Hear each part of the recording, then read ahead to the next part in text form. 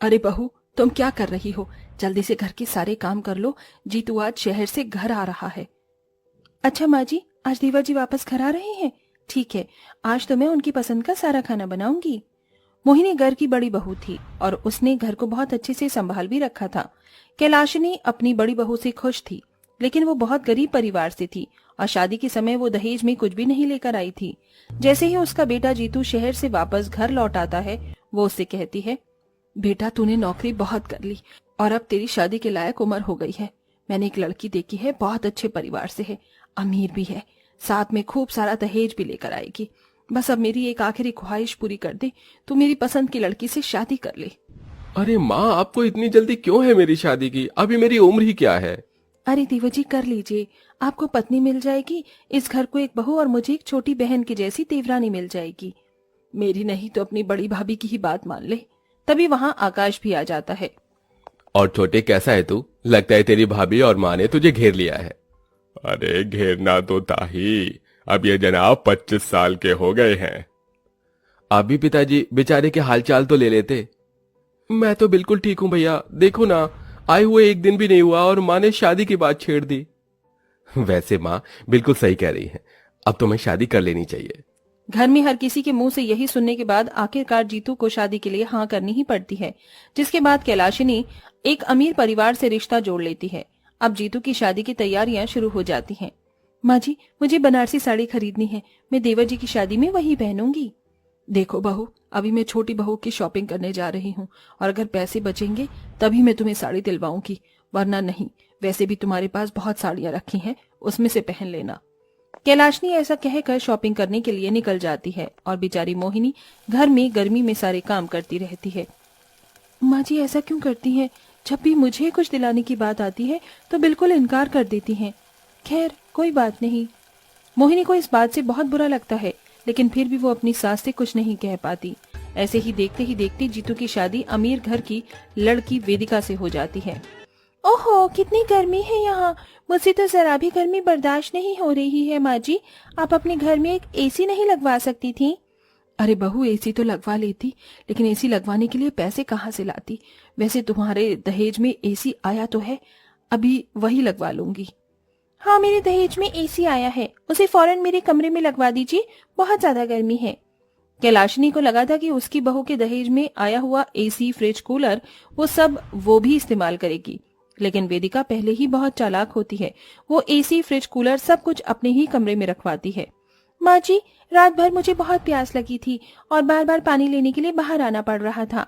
आप एक काम करवा दीजिए, ये जो मेरा फ्रिज है इसे मेरे कमरे में ही लगवा दीजिए।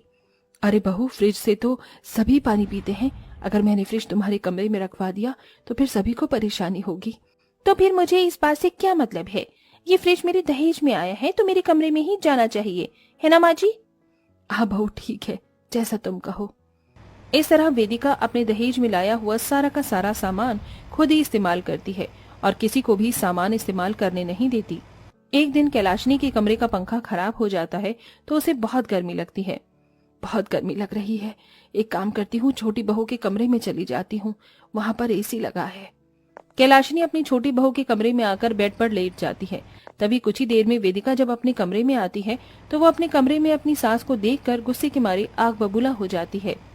माँ जी, माँ जी उठ जाइए, आपकी हिम्मत कैसे हुई मेरे कमरे में आकर सोने की? क्या हुआ बहू, क्यों चिल्ला रही हो? गर्मी लग रही थी इसलिए यहाँ पर आकर सो गई, इसमें कौन सी बड़ी बात है? अरे आपको शर्म आनी चाहिए, अपनी ही बहू के कमरे में आकर सो रही हो। यहाँ पर मैं सोती हूँ, इसीलिए आप अपने कमरे में जाइए।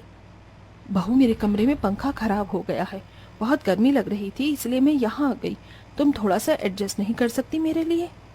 अरे मैं क्यों करूँ तुम लोगों के लिए एडजस्ट? आज तक मैंने अपने मायके में एडजस्ट नहीं किया तो यहाँ कैसे कर लूंगी? आपको करना है तो करो, मुझसे नहीं होगा। फिलहाल मेरे कमरे से बाहर निकलो। वेदिका इस तरह जलील करके अपनी सास को कमरे से बाहर निकाल देती है। ये सब देखने के बाद कैलाशनी को अपनी गलती का एहसास होता है।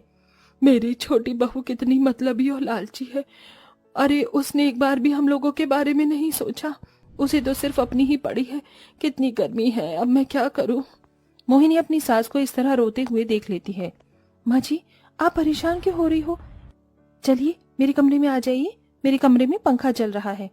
मोहिनी कैलाशनी का हाथ पकड़कर उसे अपने कमरे में ले आती है और अपने बिस्तर पर लिटा देती है। पंखे की हवा तो लग ही रही थी, ऊपर से अब मोहिनी अपनी सास के हाथ वाले पंखे से हवा भी करने लगती है। आप सो जाइए, मैं आपकी हवा कर देती हूँ, आपको गर्मी नहीं लगेगी। मोहिनी इस तरह अपनी सास की अच्छे से देखरेख करती है। इसी के चलते कैलाशनी को अपनी गलती का एहसास होता है और वो अगले दिन सुबह अपनी बहू से माफी मांगती है।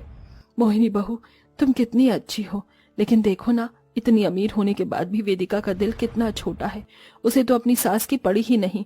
मुझसे बहुत बड़ी गलती हो गई। मुझे तुम्हारे साथ इस तरह का बर्ताव नहीं करना चाहिए था। छोटी बहू के आते ही मैं तुम्हें भूल ही गई। बस मुझे अमीर बहू के लाए हुए दहेज में एसी और फ्रिज ही दिखाई दिए। कोई बात नहीं माँ जी, मुझे कोई परेशानी नहीं है।